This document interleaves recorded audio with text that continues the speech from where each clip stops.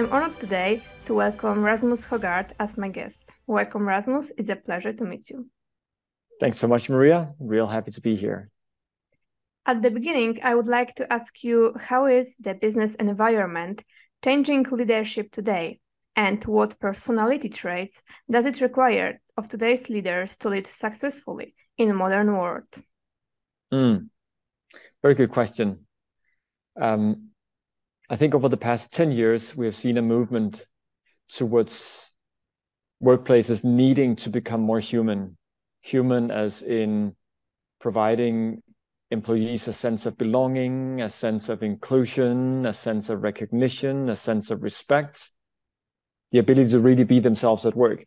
And with COVID, this was massively exacerbated in that people felt really vulnerable and fearful, and companies had to respond to that by taking much better care of their people.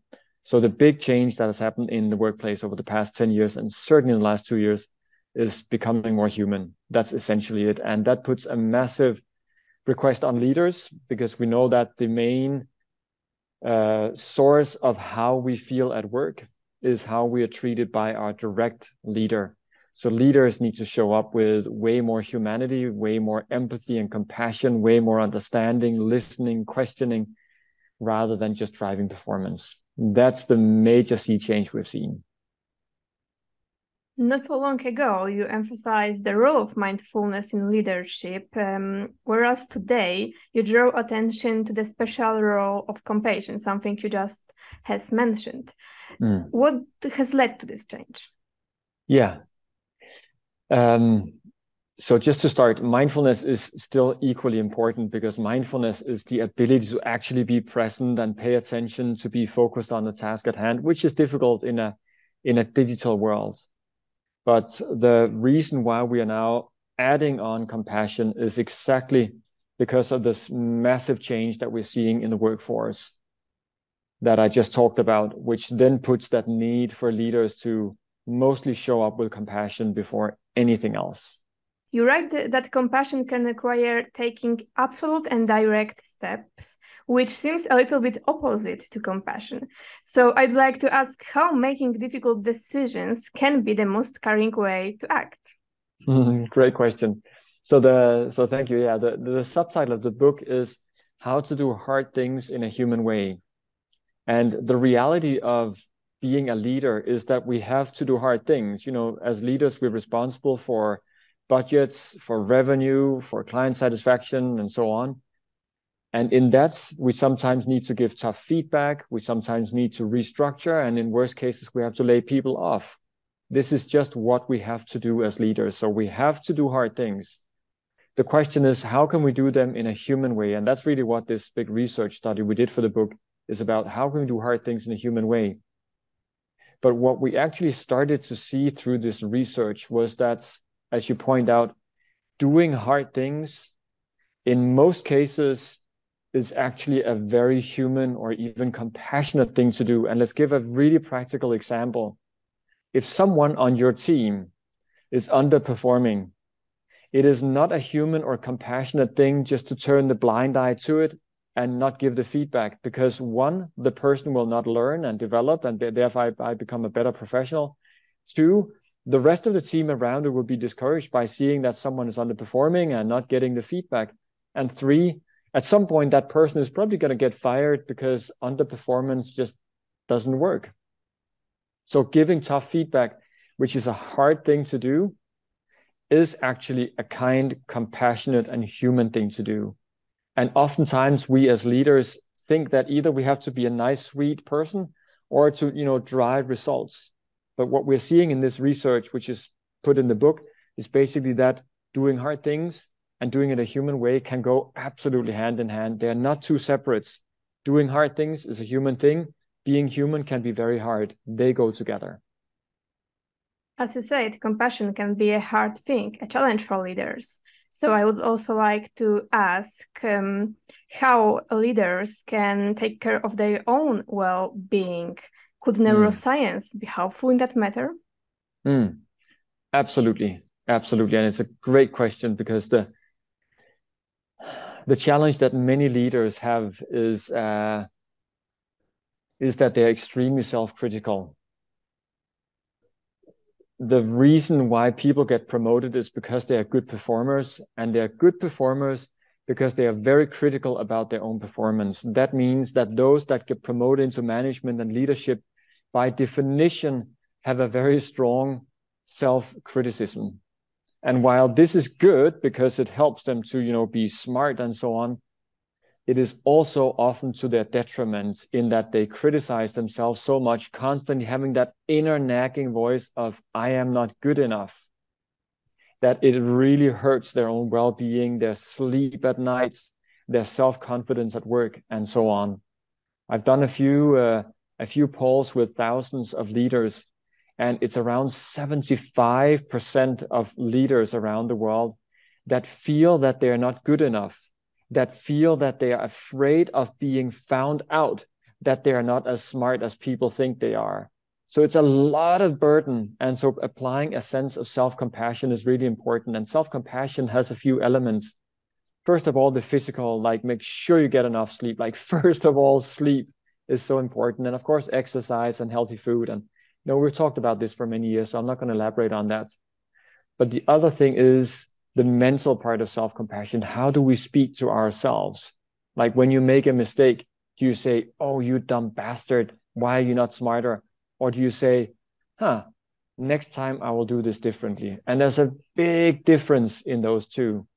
And you talked about neuroscience. What we know from neuroscience is that if we talk badly to ourselves, like if we're negative and critical to ourselves, it's basically hijacking most of the brain, which puts ourselves down in a very unfortunate, unhealthy way. Whereas if we speak towards the future, like I will do this better next time, rather than I'm a loser, we really go on a growth journey instead of a loser journey. So very, very important.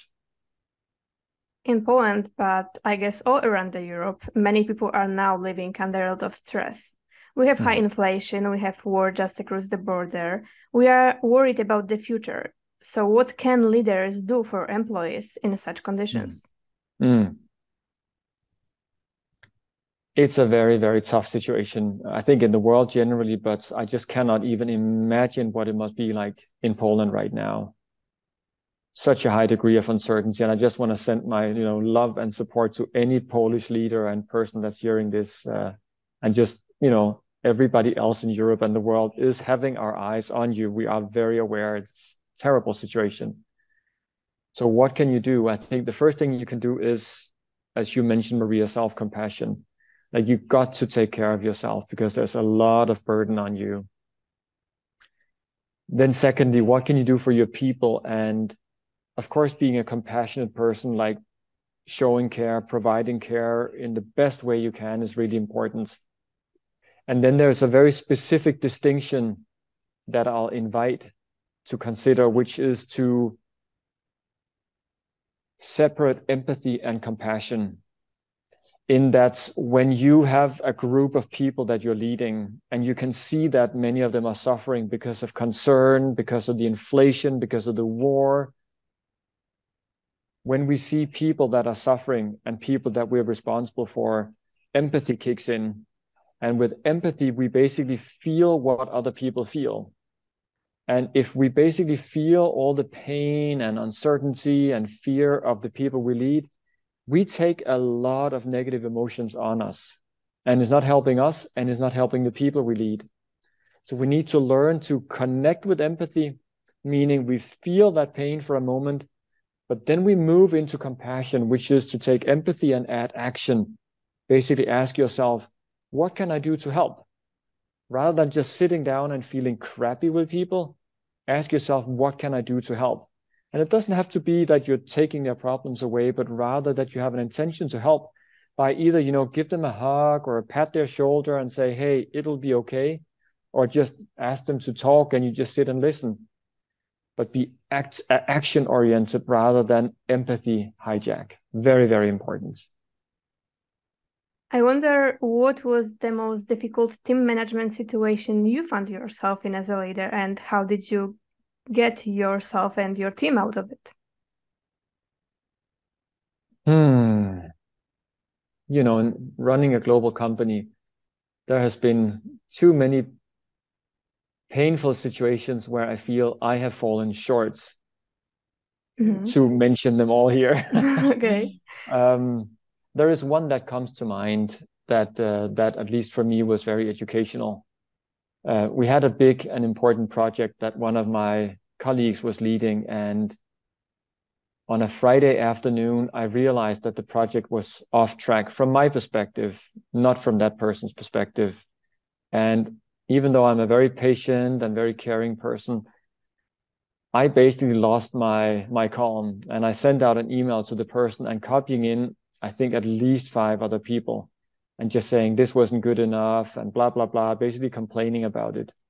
And it was such an unkind thing to do. Like, that person had a crappy weekend. Like, imagine doing this on a Friday afternoon, had a crappy weekend. The week after, you know, people were very unhappy because, you know, the CEO had sent out a crappy email on a Friday. Everybody were really unhappy. And how do you deal with that? You know, you just got to apply an immense sense of humbleness and selflessness and just throw yourself in the dust and say, I'm really, really sorry. I made a major mistake. Here are the reasons why I do it. Those are no excuses. I will do my best never, ever to do that again, because it hurt a person. It killed morale in the whole team. So just never let your ego get in the way of doing the right thing. At least that was the lesson for me. In the end, I would like to ask if you could please give us some insights about what can we expect from your speech at the Elite Leadership Conference that will took place on the 7th of December.